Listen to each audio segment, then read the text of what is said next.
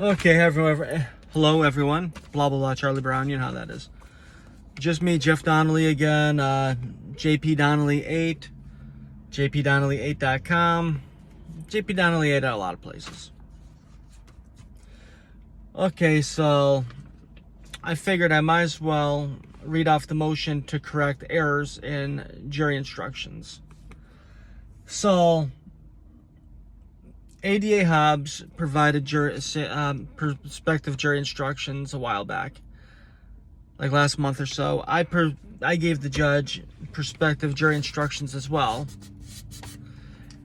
On the day that we were supposed to have trial last week, ADA Hobbs hands me the jury instructions that the judge was supposed to have already done a couple weeks prior, which makes me kind of wonder.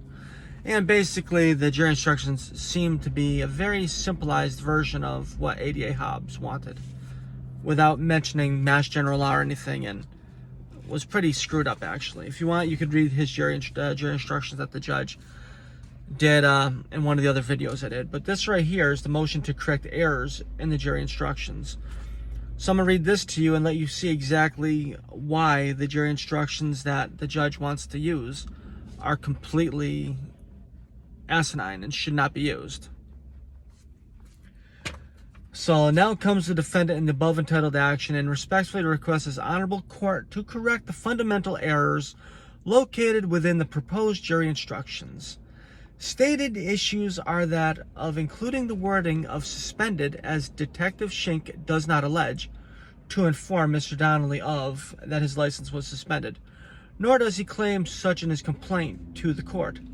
Also, what needs to be addressed is when it comes to Mr. Donnelly having to turn in his personal property, being firearms. At no time was Mr. Donnelly required to turn in his firearms that were located in a state other than those located within the boundaries of the Commonwealth of Massachusetts. At time that Detective Shink filed said charges, it is up to the Commonwealth to prove that Mr. Donnelly's firearms, personal property, were located in Massachusetts and not Vermont, as is repeatedly stated by Mr. Donnelly. Per the Massachusetts general law, it is up to the Commonwealth to prove that they served Mr. Donnelly in writing, notifying him that his Massachusetts Class A license to carry was in fact revoked, prior to the date in May when Detective Shink alleged for charges to be filed against Mr. Donnelly. For the above-mentioned reasons, Mr. Donnelly requests that this court correct their proposed jury instructions to conform with the Massachusetts general law and what the Commonwealth is claiming was a violation of said law. Respectfully submitted, the defendant, Mr. Jeffrey P. Donnelly, May 9th. And just to get into it more, we got the memorandum of law in support of motion and to correct errors and jury instructions. This is where the fact pattern comes in, and exactly how and why. Now comes the defendant, the above entitled action, and respectfully requests this honorable court to correct the fundamental errors located within the proposed jury instructions. Stated issues are that of including the wording of suspended, as Detective Shink does not allege to inform Mr. Donnelly that his license was suspended, nor does he claim such in his complaint to the court. Also, what needs to be addressed is when it comes to Mr. Donnelly having to turn in his personal property, being firearms.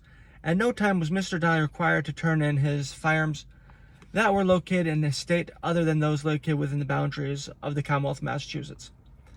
At the time that Detective Shink filed said charges, it is up to the Commonwealth to prove that Mr. Donnelly's firearms, personal property, were located in Massachusetts and not Vermont, as is repeatedly stated by Mr. Donnelly.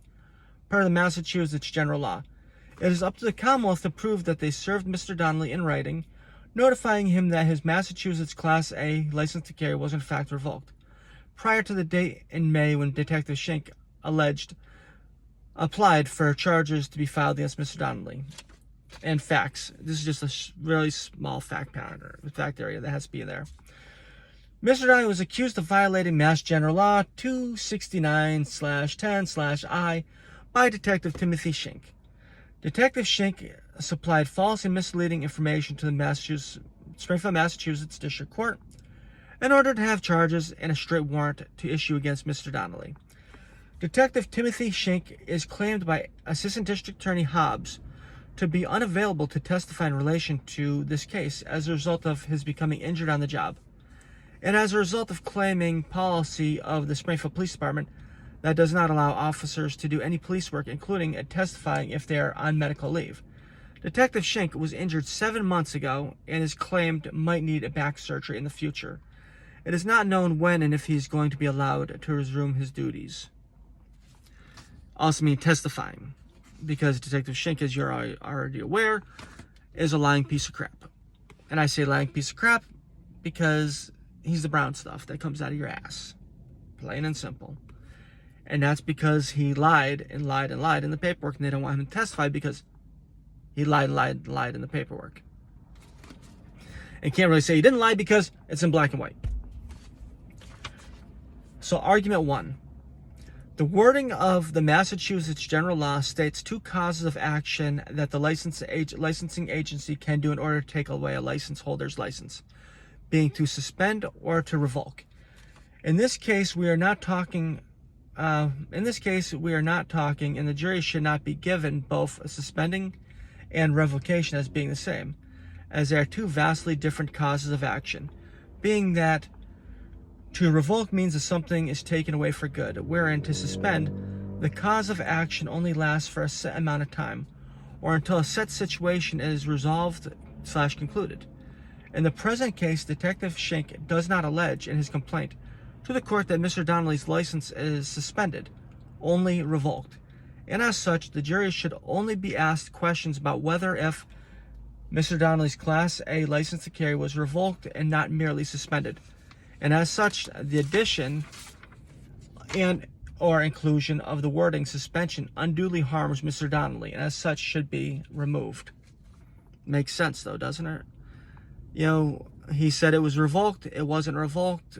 He had me arrested saying it was revoked, it wasn't revoked. So that right there should be part of the jury instructions, because a suspension is merely a suspension. It's not a revocation. Argument number 2.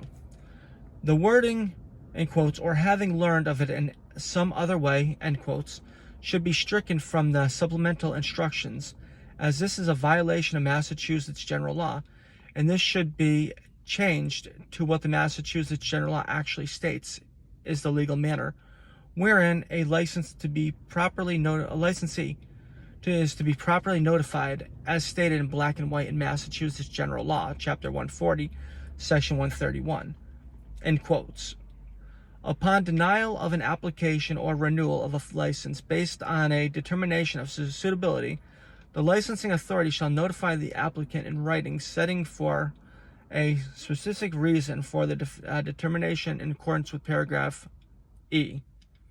Upon revoking or suspending a license based on a determination of unsuitability, the licensing authority shall notify the holder of a license in writing, setting forth the specific reasons for the determination in accordance with paragraph F, end quotes.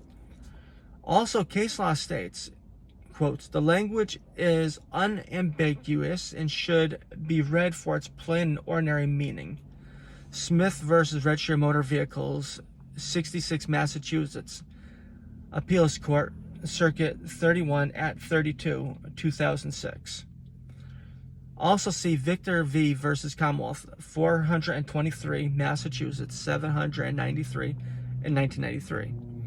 Held that when statutory language is clear, courts must give effect to plain and ordinary meaning of language.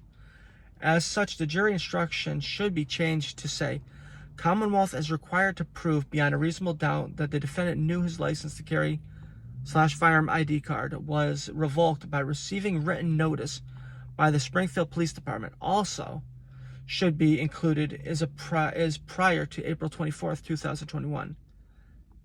That date, the date that the said license expired. Makes sense, right? I've got case law here. I've got the Mass General law here. They both say it is to be given in writing and given the reasons why.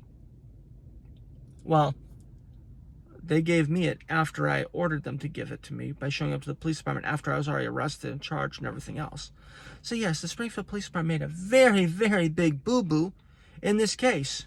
But then again, this isn't the first time that they've not given it in writing or given it at all. You know what I'm saying? Springfield Police Department has a long history of doing whatever the hell they want to do in violation of the law. But then again, so does an Assistant District Attorney Hobbs by his not having to respond in writing to my motion to dismiss because the officer, even though he had been told to. Gotta love it, huh? Now, this is the last argument. Argument number 3.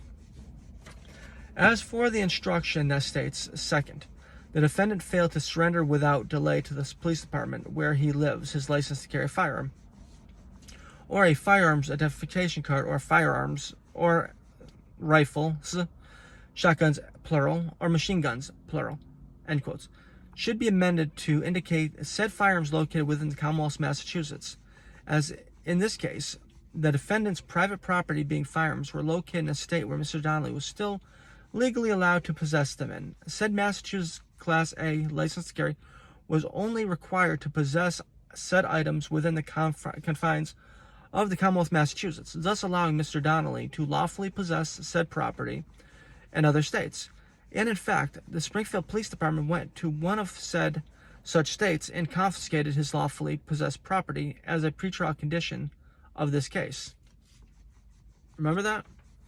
They went out to another state where I was still legally allowed to own in order to confiscate firearms, only as part of this case right here. So if it wasn't for this case right here, I would still have my firearms in the other state and be perfectly legal to own. Actually, in fact, right now, seeing that the Palmer case, which was the case that the judge won't let me mention in this, is already concluded in my favor, which means that my firearm license should have already been given back to me and my firearm should have already been provided to me because, legally speaking, I'm no longer suspended right now because a couple months ago, I won the case. But then again, why hasn't my stuff been returned to me? After all, my license shouldn't be suspended anymore. Conclusion. For the above-mentioned reasons, Mr. Donnelly respectfully requests that this court should modify said jury instructions. Respectfully submitted, the defendant, Jeffrey Paul Donnelly, May 6, 2022. So, after reading that, reading the case law to you and everything else, what do you think? Do you think that they should be modifying these jury instructions? Because we all know that Judge McKenna, who's very close to the Springfield Police Department's Law Department, the County District Attorney's Office, and the corrupt one known as Richie Neal. These jury instructions don't seem right, do they? And also, it seems that they were done in order to just find grounds to find me guilty. But remember something, I'm facing 2.5 years in jail. I've already declined a plea bargain that was pre-trial probation for 1 day. 1 day. With a not guilty plea attached to it. Just because I do believe that these people are corrupt, and this is proof of corruption that they're willing to go to these steps in order to silence someone who is political. And when I say political, I don't even mean, I'm not a far right-wing individual. I'm a common sense individual who believes in just saying how I see things. I might disagree with you, you might disagree with me, but hey, at the end of the day, I believe in bringing people together and not separating each other. And that's what politics is nowadays. It's all about separating each other in order to get you and me to donate money to campaigns that we believe in because we're afraid of the other political party more than the other one. It's BS, plain and simple. And once again, my book that I wrote is Raw Emotion and Political Repression.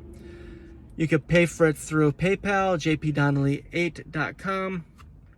Look at my website, jpdonnelly8.com. In order to buy one, buy a piece of artwork. Who knows, maybe you'll be a millionaire one day by selling it. Who knows, really.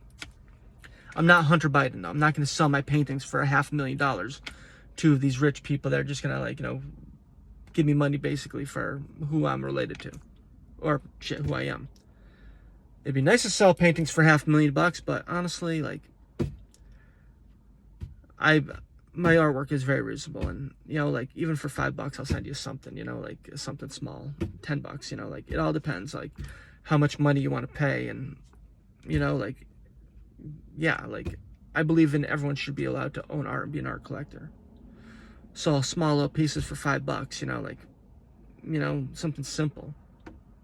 Yeah, but don't expect a 18 by 24 inch painting for like $20, you know. This ain't Walmart. This ain't like, you know, this ain't one of those stores, you know. This ain't Hobby Lobby buying a painting.